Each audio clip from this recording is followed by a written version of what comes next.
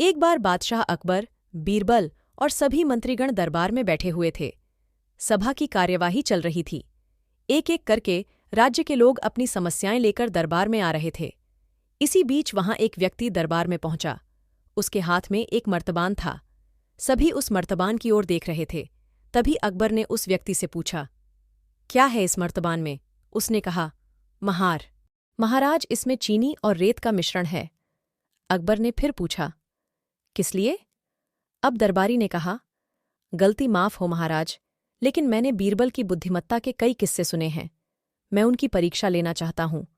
मैं यह चाहता हूं कि बीरबल इस रेत में से बिना पानी का इस्तेमाल किए चीनी का एक एक दाना अलग कर दें। अब सभी हैरानी से बीरबल की ओर देखने लगा। अब अकबर ने बीरबल की ओर देखा और कहा, देख लो बीरबल, अब तुम कैसे इस व्यक्ति के सामने अपनी बुद्धिमानी का परिचय दोगे? बीरबल ने मुस्कुराते हुए कहा, महाराज, हो जाएगा, यह तो मेरे बाएं हाथ का काम है। अब सभी लोग हैरान थे कि बीरबल ऐसा क्या करेंगे कि रेत से चीनी अलग अलग हो जाएगी। तभी बीरबल उठे और उस मर्तबान को लेकर महल में मौजूद बगीचे की ओर बढ़ चले। उनके पीछे वह व्यक्ति भी। अब बीरबल बगीचे में एक आम के पेड़ के नीचे पहुंचे।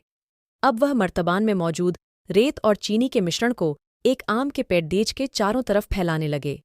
तभी उस व्यक्ति ने पूछा, अरे, ये क्या कर रहे हो?